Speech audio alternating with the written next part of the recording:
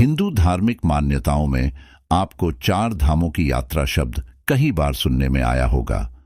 आज हम हिंदू धर्म के वर्णित चार धामों में से एक जगन्नाथपुरी के बारे में आपको विस्तार से बताएंगे।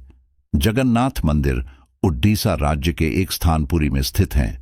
यह धाम भगवान जगन्नाथ यानी भगवान श्री कृष्ण को समर्पित है। पुरी स्थान पर होने के कारण पूरे क्षेत्र को जगन्नाथपुरी कहा जाता है। जगन्नाथ भगवान श्री कृष्ण का ही एक नाम है, जो कि दो शब्द जगन और नाथ से मिलकर बना है, जिसका अर्थ होता है जग का स्वामी। जगन्नाथ उड़ीसा राज्य के समुद्री तट के नजदीक बसा हुआ है। इससे भुवनेश्वर कुछ ही दूरी पर है। इस मंदिर से हर वर्ष मंदिर के मुख्य देवता भगवान जगन्नाथ, उनके बड़े भ्राता बलभद्र और भगिनी सुभद्रा के विशाल रथों की शोभा यात्रा निकाली जाती है। इस दिन भगवान मंदिर से निकलकर नगर का भ्रमण करते हैं। पुराणों में इसे धरती का वैकुंठ कहा गया है। यह भगवान विष्णु के चार धामों में से एक है। इसे श्री क्षेत्र, श्री पुरुषोत्तम क्षेत्र, शाक क्षेत्र, नीलांचल, नीलगिरी और श्री जगन्नाथपुरी भी कहते हैं। इस मंदिर का पहला प्रमाण सबसे पहले महाभारत के वन पर्व में मिलता है, जिसके अनुसार एक दिन मालवा के तेजस्वी राजा इंद्रदयुम्न के सपने में भगवान जगन्नाथ आए। सपने में भगवान जगन्नाथ इंद्रदयुम्न से कहते हैं कि नीलांचल पर्वत की एक गुफा में मेरी एक मूर्ति है, उसे नीलमाधव कहते हैं। तुम एक मंदिर बनवाकर उसमें मेरी यह मूर्ति स्थापित कर दो। अगले ही दिन राजा ने अपने करीबी ब्राह्मण विद्यापति को सैनिकों के साथ नीलांचल पर्वत भेज दिया। विद्यापति ने सुन रखा था कि सब्र कबीले के लोग नीलमाधव की पूजा करते हैं और उन्होंने अपने देवता की इस मूर्ति को नीलांचल पर्वत की गुफा में छुपा रखा है। वह यह भी जानता था कि सब्र कबीले का मुखिया विश्ववसु नीलमाधव का उपासक है। उसी ने मूर्ति को गुफा में छुपा रखा है और वह आसानी से मूर्ति राजा को नहीं सौंपेगा। चतुर विद्यापति मुखिया की बेटी से विवाह कर लेते हैं और अंततः वह अपनी पत्नी की सहायता से गुफा तक पहुंच जाते हैं और मूर्ति चुराकर राजा इंद्रदयुम्न को सौंप देते हैं। जब विश्ववसु का यह पता चलता है कि उसके आराध्य देव की मूर्ति चोरी हो चुकी है, तो वह बहुत दुखी होता है।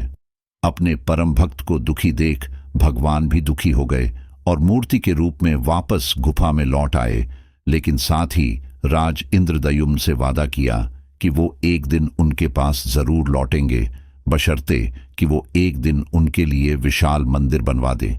कुछ वर्षों बाद राजा ने भगवान जगन्नाथ का विशाल मंदिर बनवा दिया और भगवान से मंदिर में विराजमान होने के लिए कहा।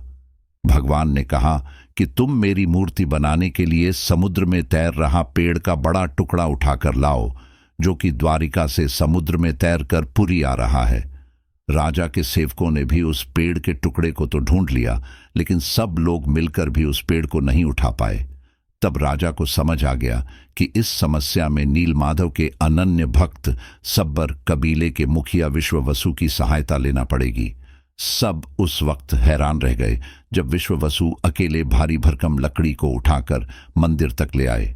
इसके बाद बारी आई लकड़ी से भगवान की मूर्ति गढ़ने की, लेकिन नगर के सभी कारीगरों की लाख कोशिशों के बाद भी लड़की को कोई तराश नहीं पाया।